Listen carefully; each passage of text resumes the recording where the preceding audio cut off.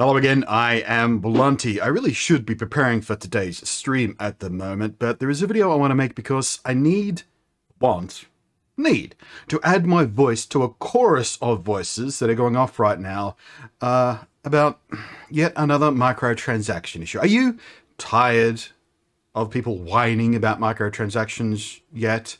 I'm tired of having the same argument over and over and over and over and over again, because everything that can be said about this pretty much has been said about it, but they still keep coming out, and the player base keeps screaming, we don't want this, please don't do this, this ruins the game, and yet the developers still cram them in. So I feel like what they're waiting for is for us to get tired of it, for us to get so exhausted of having this circular argument that we just give up screaming at them about it. So in addition to making sure we keep making noise when they do take that step too far, when we draw a line in the sand, this far, no further, Star Trek. And we all have to find a personal line in the sand about what we're willing to accept, what we're willing to deal with on any particular game. And for me, and the particular game we're talking about today, it is just too far. It will ruin the game. It already has people in places like Reddit saying, oh, I've cancelled my pre-order, or other people going, hey, if you find this as distasteful and unacceptable as I am, here is a list of instructions on how to cancel your pre-order on Steam, to vote with your wallet, as it were. And we are, of course, as hopefully the title or at least the thumbnail would have made clear for you by now, we're talking about New World. An MMO that I am personally very excited by, and I started looking into what has changed in the closed alphas yesterday, because yesterday I made another video about another MMO, about a completely different set of issues, and an example of a game company doing the right thing by their player base, by the way. So here's the other side of the coin today, I suppose. In an upcoming closed alpha test, they're also starting to test the cash shop. Now, a cash shop is something we knew that was coming. But now that they're actually testing the cash shop in the alpha, as we get closer and closer to that launch, the closed beta, which is open to everyone who's pre-ordered the game, is coming in about 9.5 weeks, and the full game at the end of August. So this is the time they've got to start testing that cash shop, both structurally and see what people like and what they react to and what they're interested in buying, things like that, and what sells better than other things, all that kind of stuff. New World is introducing in-game purchases for special cosmetic items for players and their in-game homes. No problem with that. You want to sell cosmetics? Fine, absolutely fine. But then we get to the problematic sentence. We may sell quality of life items or boosts that will help players improve their time spent leveling up their character and trade skill experience. So pay for shortcuts, basically. The paragraph continues. We're committed on keeping the competitive system fair and balanced for all customers. No, you're not. If you're selling pay-to-win advantages like being able to level up faster, you are not committed to keeping things fair. By definition of it.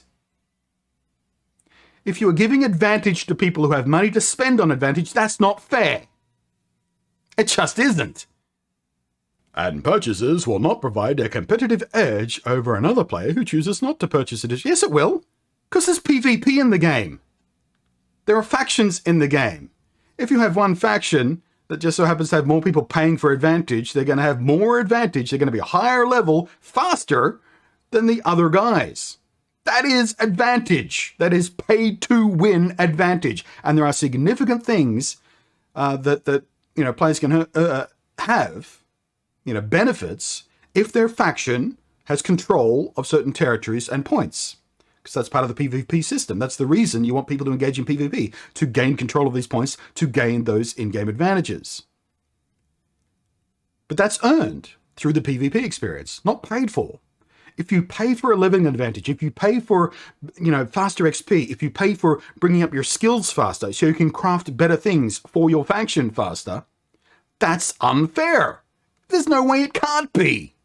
And in every single example of this XP booster stuff that I can think of that is out there in games or has been out there in games already, every single time it has ruined or crippled the regular non-extra paying player's experience. Even in single player games, you think of some of the recent Assassin's Creed games from Ubisoft, where they did exactly this. They had XP boosters, quality of life boosters. Well, the fact is, to make these XP boosters worth spending money on, they had to cripple the leveling curve for regular players. Because if the leveling curve was like a normal game that didn't have boosters in it, it would feel good. It would be encouraging you to keep playing the game. This is part of game balance. This is part of game design. If a game feels too grindy, people don't play it. If a game if you get to, max level too quickly, it doesn't feel like you've earned your way there. It feels kind of thin. So getting that leveling curve right is a really essential part of game design. So you can't sell a booster without ruining that. Because either the leveling curve is built for a non-microtransaction based experience and it feels really good, which means either the XP booster has to be nerfed so much that it doesn't sort of just jetpack them to the end game content and just make everything else in the game feel meaningless and challengeless, or you have to nerf that non-paying customers' XP curve to make XP boosters feel worthwhile. There is no way to include XP boosters in a game without wrecking the XP experience of that game. I've seen a couple of people put forth that the end game experience is the only thing that matters, therefore the leveling experience is an artificial time gate. These are the words they used. An artificial time gate is the leveling experience. Now, I don't know about you, but I really enjoy the leveling experience and earning my way to end game. Either in a game that has sort of a bookended story, or the open-ended games like MMOs, and earning my way to endgame. I like working my way there. I like figuring out what I need to do next, what my path is. I like a decently balanced grind. I don't want to grind for 3 days at a time chopping down wood just to have my wood chopping skill boost up. So that has to be balanced well. But when it is balanced well, it feels good when you earn your way there, when you work towards that, when you balance what you're doing, when you're doing it, and how you're doing it. What am I going to do tonight? Well, you know what? I'm going to get my leatherworking skills up, so I'm going to work towards that. And you go out and hunt, and you get the leather, and you work the leather, and you do all the sort of stuff you have to do with that in New World. I like that. That's part of being in the world. That's part of the world feeling like a living, breathing experience. If I could just slam down $50 worth of XP boosters and leap right to endgame and have all my skills maxed out, have all my attribute points maxed out, have all my crafting skills maxed out the easy way. It wouldn't feel like I earned my way there. It would devalue the rest of the game. It wouldn't make me feel engaged with that world anymore. It's just like, well, I paid, and now I'm just going to grind endgame bosses for whatever they deliver. I've missed out on a massive chunk of that game and that experience and that immersion of being in the world and earning my way towards whatever kind of character I want to build and whatever experience I want to have. That experience is important. So just paying to leapfrog past that is, I don't even understand it. And I can just speak for me. If you feel differently, that's fine. Feel free to explain your reasoning in the down below. Try and be, don't be pissy about it. Just be honest about it like I've tried to be. And in particular with an MMO, which is a living, breathing experience, the game evolves over time. They add more content over time. If you get to the launch day endgame too quickly, you're going to get bored with that game and you might even abandon it, and you're going to miss out on everything else that game might have to offer because you're not going to be involved and invested in that game on a personal level when new updates may or may not come out. And that hurts the player base long term. And I don't know if you know much about MMOs, but a big, strong, healthy, active, happy player base is kind of vital for having that game feel good to the end player and survive. If too many people skip to the end game, get bored with the end game, they don't feel like there's enough there yet, maybe they'll come back when new stuff comes, maybe they won't, maybe they've moved on to something else by then because they're not invested in that game, the player base is going to dwindle and die. This is what you get for artificially boosting people past the stuff they have to earn and get themselves invested and involved and immersed in the game and the world and the culture that is going to grow around this world. The gamer, the culture and the memes and this sort of stuff happens organically in different games. Different games have different sort of subcultures within them. And if you just skip past that because you haven't spent your time involved in the game to get there, you've just ruined the game for yourself. as far as I'm concerned. But of course, there has been a lot of screeching out there, and like I said in the beginning of this video, I wanted to add my voice to that chorus because it's important that we don't give up complaining about this. Because as soon as we give up screeching about it, even if we're still unhappy about it, it means they're going to think they can get away with it without a backlash.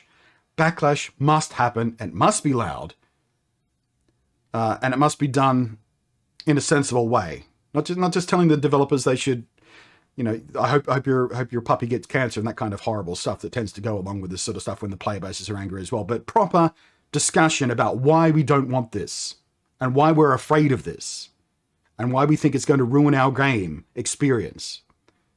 We have to speak up there. So I'm adding my voice to the chorus. But like I said, there's been a big wash of this already in the Reddits and the Steam forums and all that sort of stuff.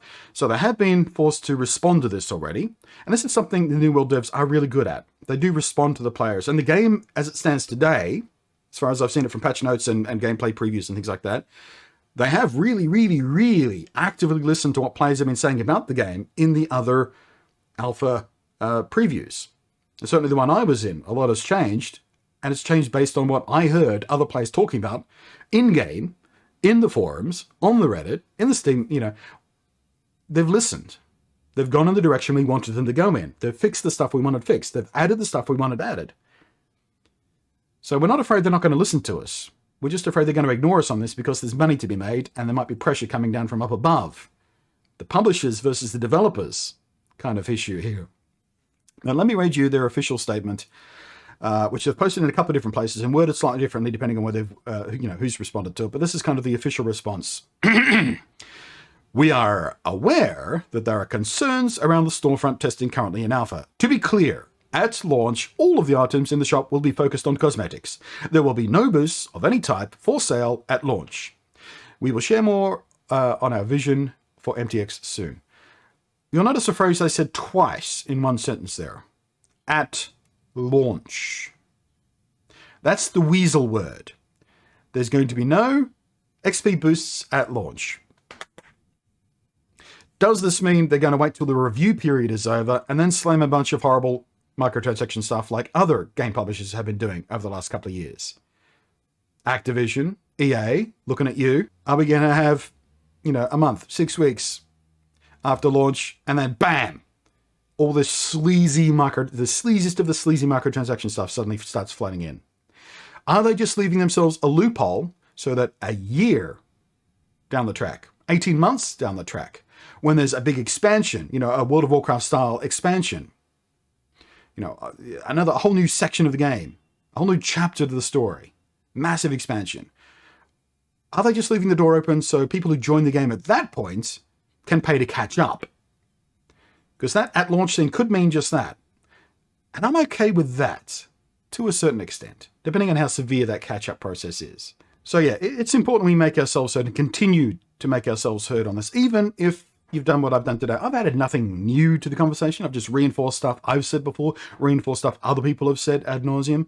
But I still think it's important that we have these conversations. We restate why we don't like this stuff. We should never, ever give up, get lazy, get frustrated, get fed up with repeating ourselves about this, because the instant we stop yelling about it is the instant they think they can get away with it scot-free.